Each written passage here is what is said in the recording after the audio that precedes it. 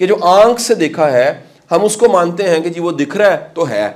मैंने पर्सनली देखा है कि अगर मैं अपनी इमेजिनेशन में कैसे सोचता हूँ, इमेजिनेटिव बहुत ज़्यादा हूँ, तो मैं सोचता हूँ ये समुद्र की सतह है और एक वो हद है जो दिख ही नहीं रही।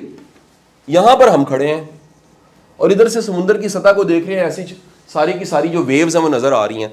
और यहाँ मैंने एक एफर्ट कर दी है, इस मकाम पे एक एफर्ट की है। मैं कहता हूँ जी ये कमाल थोड़ी देर नहीं, लेकिन आखिरकार नज़र आ गई है। मुझे जो दिख रहा है ना, मैं उस पर बड़ा खुश हूँ। एफर्ट का रिजल्ट, ये एफर्ट थी, ये उसका रिजल्ट है। मैं कह रहा हूँ एफर्ट वही है जो दिखती है, लेकिन मैं आपको फलसफा ये सिखा रहा हूँ, एफर्ट वो है जिसका रिजल्ट बाज़ औक़ात नहीं दिखता, वो यहां से मूव करता है और चलते चलते किसी और टाइम पे दिखता है।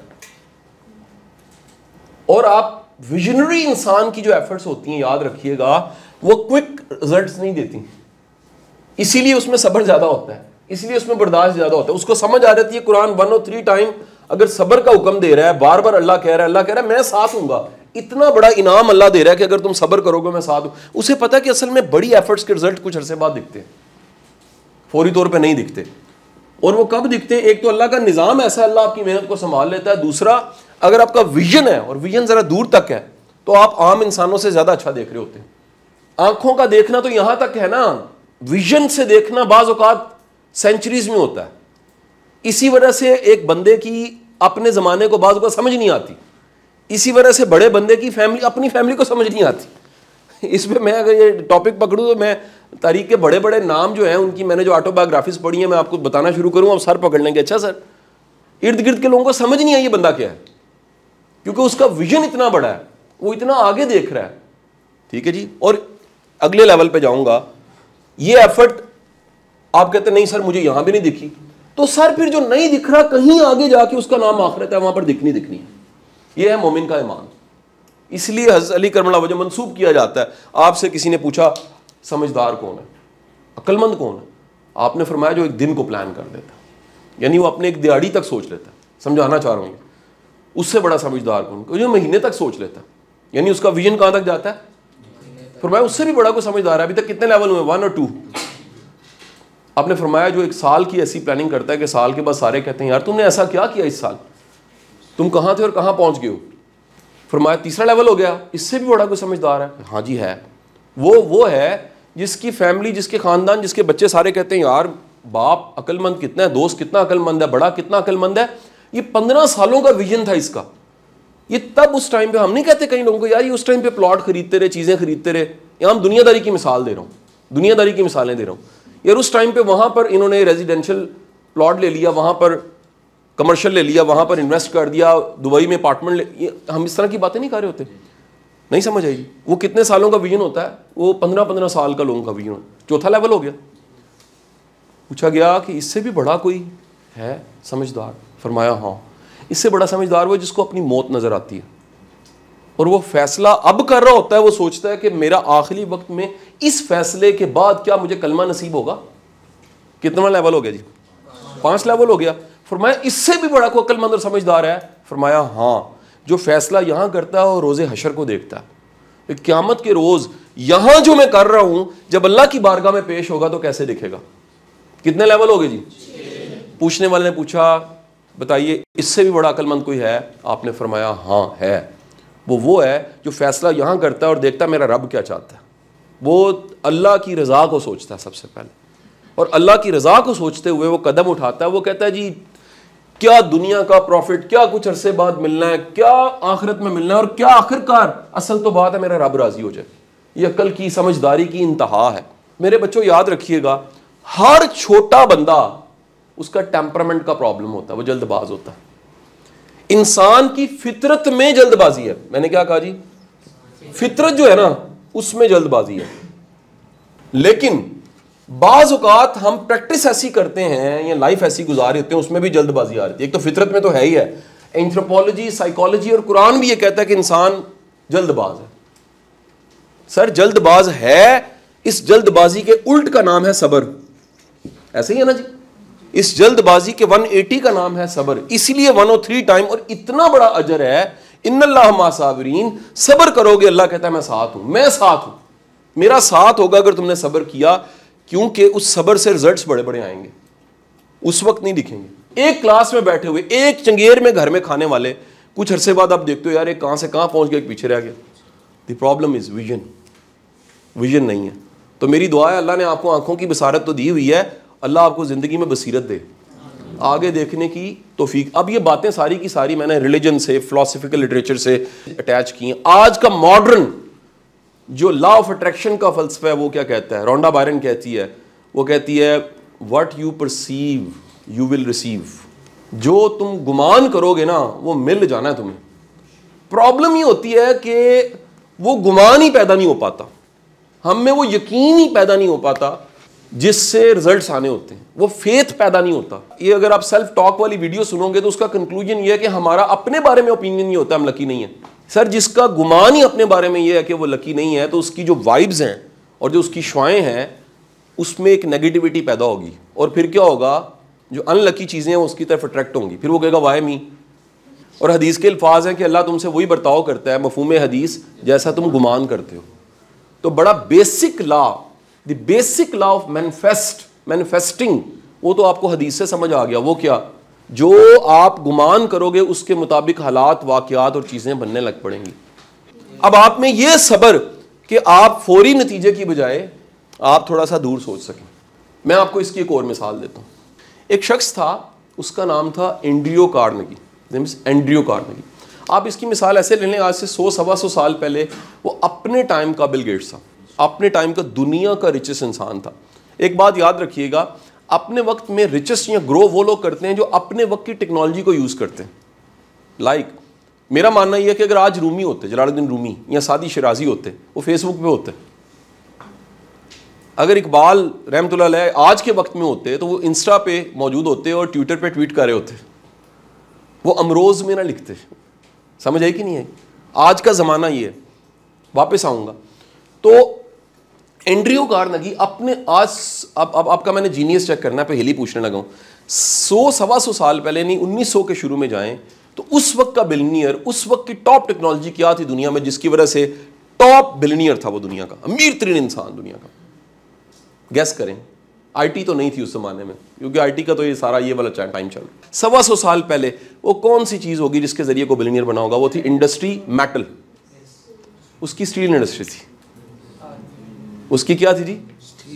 अमेरिका का टोटल जो स्टील प्रोड्यूस होता था, जरा देखिएगा इधर, 33% उसमें से वो बंदा प्रोड्यूस कर रहा था। टोटल अमेरिका का स्टील, जरा सोचें, इतने बड़ी स्टेट का उसमें से 33% अगर कोई स्टील प्रोड्यूस कर रहा है तो वो कितना अमीर होगा? समझ आई जी? एंड्रियो कार्नेगी। वो बंदा जब अपनी जिंदगी का आगाज करता है ना, उसकी स्टोरी है, वो लेबर होता है। क्या होता है? एक मजदूर। लेबर से शुरू करके वो तरक्की करता है आगे चलते चलते चलते चलते। अब वो कहानी है पूरी, कट शॉर्ट ये है कि वो लेबर पे सोचता है यार ये जो मेरे से ऊपर सुपरवाइजर है इसमें और मुझ में क्या फ़र्क है? उसे फ़र्क पता लगता है, सोच का फ़र्क है। कहता है अगर मैं इस सोच को कॉपी करूं तो मैं तो वो हो जाऊंगा। कुछ अरसे बाद वो हो जाता है। ये है प्रोग्रेसिव सोच या एक vibrant mindset, growth mindset. Static mindset क्या है? आपको लोग मिलेंगे 6-6 साल एक ही काम कर रहे हैं, 10-10 साल एक ही काम कर रहे हैं, कह रहे सर तरक्की नहीं हो रही। और भाई तुम्हारी सोच ही नहीं बदली, तरक्की कैसे करोगे? तुम अपनी अंदर की दुनिया को बदलोगे तो बाहर की दुनिया बदली जाएगी। अंदर की दुनिया को बदले बगैर तुम बाहर की दुनिया। अब उसने ये सोचना शुरू किया कि यार ये मेरे से ऊपर सिर्फ सुपरवाइजर है, और फर्क ये उसकी सोच मुख्तलिफ है। सुपरवाइजर बनने के बाद कुछ अरसा उसने सोचा कि यार ये एंड नहीं है, यार ये एक मैनेजर है, ये कैसे है? और कुछ अरसे के बाद उसने उसकी सोच अपना के मैनेजर के लेवल पे चला गया। उसने कहा यार मैनेजर का एक बॉस है, मालिक, ये मालिक की सोच क्या है, उसकी आदतें क्या हैं? उसने उसको कॉपी करना शुरू किया, यानी उसको अपनाना शुरू किया। Learn, this called the adaptability. ये बहुत बड़ी खूबी है, डंगर में नहीं होती, माफी के साथ। सो ये सोचता है कि मुझे इससे आगे जाना है और वो मालिक बन जाता है। जब वो बन जाता है और आखिरकार अपने बुढ़ापे में होता है, रिटायरमेंट पे सबसे बड़ी एक्टिविटी बताएं, ज्यादातर लोग क्या सोचते हैं रिटायरमेंट पे? आखिरकार एक सक्सेसफुल बंदा भी कहता है यार ये होना चाहिए, बुढ़ापा अब आ गया और मैंने ये करना। ज्यादातर बुढ़ापे में लोग क्या सोचते हैं? लोग सोचते हैं किताबें लिखने का, अपने विजडम को शेयर करने का, इन कट शॉर्ट बताऊं, वो पे बैक करने का सोचते हैं। उसने क्या किया? अब ये मैं आपको बता रहा हूं कि एक अमेरिका के बिलियनियर, क्यों सोसाइटियां तरक्की करती हैं, जमाने तरक्की करते हैं। एक तो उसका बड़ा कंट्रीब्यूशन अमेरिका पे ये है कि उसने अपनी सारी जिंदगी की इनकम का एक बड़ा पार्ट, 80-90% उसने पे कर दिया पूरा अमेरिका की गवर्नमेंट को। और पता किस पे पैसा लगाया उसने? लंगर खाने नहीं खुलवाया। उसने कहा ये मेरा सारा पैसा लेबॉर्ट्रीज को जाएगा और लाइब्रेरीज को जाएगा। उस वक्त का सबसे बड़ा गूगल लाइब्रेरी थी। उस वक्त का सबसे बड़ा गूगल क्या था? हर इलाके टाउन में कोई लाइब्रेरी, और लाइब्रेरी को फंड करने वाला कौन था? Andrew Carnegie. ये मैं बताना चाह रहा हूँ, इस लेवल की विजन होने चाहिए आपके। उसने कहा रिसर्च होगी तो अमेरिका तरक्की करेगा। अगला आपको मैं काम बताता हूँ, असल स्टोरी की तरफ आता हूँ, यानी सब्र जो मैंने आज आपको बताया किस लेवल का सब्र होना चाहिए। वो बुढ़ापे में अपने आखिरी अयाम गुजारा था, गोल्फ खेल रहा था, दुनिया देख रहा था और पे बैक कर रहा था। उसका एक इंटरव्यू लेने आता है लड़का। उस लड़के का नाम होता है नेपोलियन हिल। नेपोलियन हिल उसका इंटरव्यू ले रहा है और वो नेपोलियन हिल को दूसरे सहाफ़ियों से, जर्नलिस्ट से, रिसर्चर से मुख्तलिफ देखता। अब ये भी आपको बता दूं कि जो विजडमफुल बंदा है, जिसकी ज़िंदगी में विजडम है और एक्सपोजर, उसकी आंख थोड़ा सा मुख्तलिफ देख लेती है। वो तलाश कर लेती है कि यार इस बंदे में पोटेंशियल है, ये बंदा ग्रो कर सकता है, ये मुख्तलिफ है दूसरों से। वो उसको एक ऑफ़र करता है। ये ऑफ़र सुनिएगा, ये ऑफ़र अगर आपको को करे ना, माफ़ी के साथ ये कहूँगा, हमारी बड़ी मेजोरिटी कहेगी नहीं सर सॉरी यार मैं नहीं ये कर सकता काम। उसने कहा कि मैं तुम्हें एक अपॉर्चुनिटी देता हूँ। अपॉर्चुनिटी क्या है? मैं तुम्हें अपने लेटर पैड पे, कौन कह रहा है? और उसका असल मतलब क्या उस वक्त का दुनिया का बिलियनियर। वो कह रहा है कि मैं तुम्हें अपने लेटर पैड पे, वो समझदार था, उसने कहा सर डन। वो लेटर पैड पे आप क्या लिख के देंगे? उसने कहा मैं आपको मोर देन 700 जो बिलियनियर दुनिया में है इस वक्त, मेरे दोस्त हैं सारे। सर एंड्रयू कार्नेगी, सोचें अपने वक्त के बिलियनियर के दोस्त भी क्या होंगे? मैं दोस्तों के नाम बता दूं अगर आप इजाजत दें तो। आप जानते हैं उसके दोस्तों के नाम? नाम सुनना चाहेंगे? एडिसन। नाम सुनना चाहेंगे? ब्रिजस्टोन। नाम सुनना चाहेंगे? Henry Ford. इस लेवल के, इस म्यार के, हर शोबे के, ये मेरा जुमला लिख लीजिएगा, जब आप कामयाब हैं तो हर शोबे के कामयाब लोग आपके दोस्त बन चुके हैं। ये कामयाबी की बहुत बड़ी निशानी। उसने कहा जो इंटरव्यू तुमने मेरा लिया ना, तुम दुनिया के टॉप ब्रेन्स का जाके इंटरव्यू लो। मैं लेटर पैड पे लिख देता हूं कि मैंने रिक्वेस्ट किया, ये बच्चा बड़ा ताबेदार है, लेकिन एक शर्त है। उसने कहा क्या? कहता सैलरी नहीं मिलेगी। सर एक सेकंड से भी पहले नेपोलियन हिल ने कहा सर डन। ये मैं कह रहा था फैसला मुश्किल था, क्योंकि उसे पता था इसका रिवॉर्ड फौरन नहीं आना, इसका रिवॉर्ड बाद में बहुत बड़ा आना है। आज नेपोलियन हिल दुनिया से जा चुका है। उसकी किताब की जो उसमें से रिसर्च निकली और उसने दुनिया के जो जितने कामयाब तरीन लोग हैं उनकी साइकोलॉजी बताई और उनके सीक्रेट्स बताए कि उनमें ऐसा क्या होता है। और उसको मतलब बाइबल ऑफ सक्सेस कहा जाता है, जो दुनिया की कामयाबी की और सक्सेस की और प्रॉस्पेरिटी पे लिखी जाने वाली बेस्ट बुक्स हैं। उस किताब को पढ़ने के बाद और उस किताब के बाद इतना ज़्यादा इम्पैक्ट दुनिया में पड़ा, वो किताब से लोगों की सोच बदल गई, नज़रिया बदल गया। सो ये किताब जिसका मैंने तज़किरा किया, ये मैंने जोड़ी किससे थी? अगर वो नेपोलियन हिल्स के पास सब्र ना होता तो वो क्या करता? नहीं सर मुझे बताएं पहली को क्या मिलेगा। सर मैं आपको अगले लेवल की बात कर रहा हूं। बड़ी दुनिया, मैस्लो हायरार्की पढ़ी आपने? बड़ी दुनिया सिर्फ पहले लेवल पे जी रही है और वो है सर्वाइवल। इसलिए वो ग्रो नहीं कर पाती इंटेलेक्चुअली। ऊपर के लेवल, सेल्फ एक्चुअलाइजेशन का टॉप का लेवल है। इस पे जाने के लिए इन मसलों से या तो निकले, या तो इतने खुशहाल हो जाएं कि ये मसला ही ना रहे, मेंटली ऊपर जाना, या इतने बेपरवाह हो जाएं कि आप ऊपर चले जाएं। नहीं समझ आई? हमारा प्रॉब्लम यह है कि हम इस लेवल पे ही, अब आप कहेंगे नहीं सर बड़े बड़े खुशहाल हैं लेकिन उनकी सेल्फ एक्चुअलाइजेशन नहीं होती। सुन ले, वो ऑब्सेस्ड हो जाते हैं, वो जमा मालूमात दादा का शिकार हो जाते हैं, वो अलहाको मुत्तकासिर हो जाते हैं कि उनको माल की मोहब्बत ने क्या कर दिया? अंधा कर दिया। वो उस लेवल पे अंधे हो जाते हैं कि उनकी जो सेल्फ ग्रोथ है और आखिरत है और दूर तक देखना है, जो विजन है, वो खत्म हो जाता है। क्योंकि माल की मोहब्बत सबसे पहले जो चीज पैदा करेगी वो लिख लीजिएगा क्या? अंधापन, ब्लाइंडनेस। आप उसको देख ही नहीं सकेंगे जो असल में देखना है, आप उसको सुन नहीं सकेंगे जो असल में सुनना है। इसलिए कुरान के मुताबिक आंखों की जो बिनाई है उससे ज्यादा बड़ी बिनाई अंधापन, दिल की अंधापन है। दिल का अंधापन का मतलब है कि आपका विजन नहीं है और आपको माल की मोहब्बत ने, किसी भी चीज के ऑब्सेशन ने इतना अंधा कर दिया कि आप कब्रों में जा गिरे, आखिरकार मर गए लेकिन यह नहीं पता लगा कि जाना कहां था, और सारा जो इकट्ठा किया वो छोड़ के चले गए, वो इबरत बन गया। तो मेरे बच्चों वापस आऊंगा, ये जो एक विजन है यहां से आगे देखने का और इससे आगे देखने का और इससे आगे देखने का, मेहरबानी फरमा के आज से वो पैदा करें। आपको पता है पाकिस्तान का प्रॉब्लम क्या है? पाकिस्तान का प्रॉब्लम यह है कि हम 20 साल बाद कहां होंगे इसका जवाब नहीं हमारे पास। और मैं आपको अक्सर कहता हूं कि अगर अमेरिका सुपर पावर है तो 1925 में प्लाजाज बन रहे थे और उसमें पार्किंग्स बन रही थी। और लोग मजाक उड़ा रहे थे कि पार्किंग्स बना रहे हैं पूरे, तो शहर में गाड़ियां 25 थी शायद। वो 100 साल आगे सोच रहे थे। जिस डेंगी को आप हर साल भुगतते हैं और कंपेनें चलती हैं और डेंगी सर्वे होते हैं और लेक्चर होते हैं और जगह जगह जनाब कैंप लगते हैं, यूरोप में डेंगी गया नहीं है, वैक्सीनेशन पहुंच चुकी है। यह है विजन। वो नया मॉडर्न सेलफोन बनाते हैं, हम सिर्फ यूज करते हैं, और वो दुनिया टेक्नोलॉजी प्रोड्यूस कर रही है विजन की बेस पे। तो मेरे बेटे, अगर आपका विजन नहीं है 5 साल बाद का, 10 साल बाद का, 20 साल बाद का, और फिर वही बात के आगे का, आप कोई अक्लमंद इंसान नहीं है। सो इसके लिए उस विजन को सामने रखते हुए अडेप्टेबिलिटी पैदा करें, लर्न करें, सीखें, वो सब्र और बर्दाश्त पैदा करें, फिर आप में आए कैपेसिटी बिल्डिंग हो आपकी।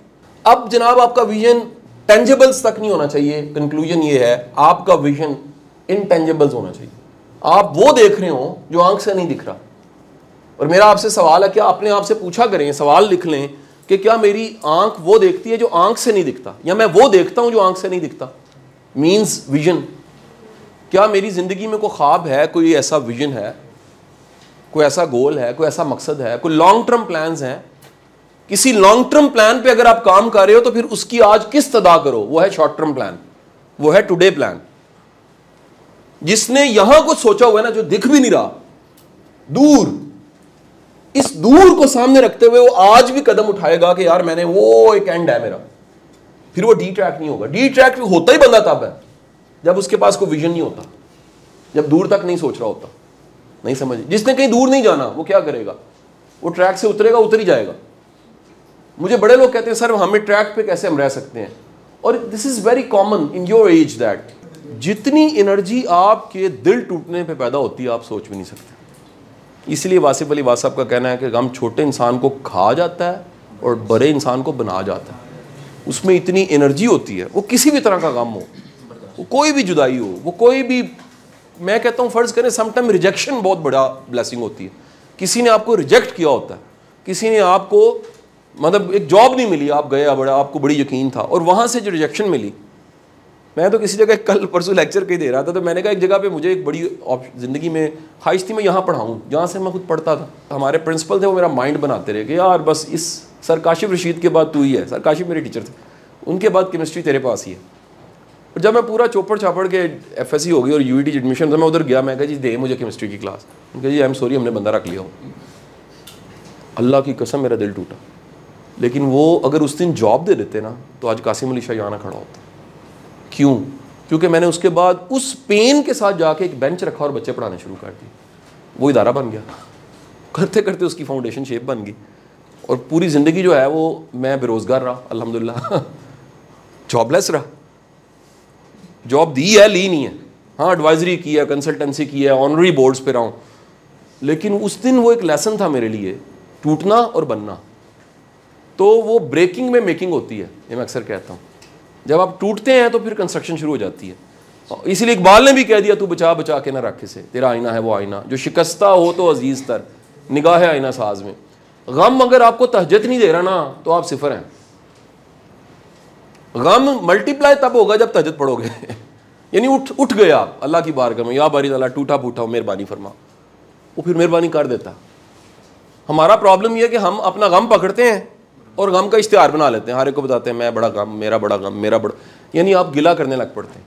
हालांकि गम को सीने से लगा के हाथ बांध के सजदे में जाना होता है।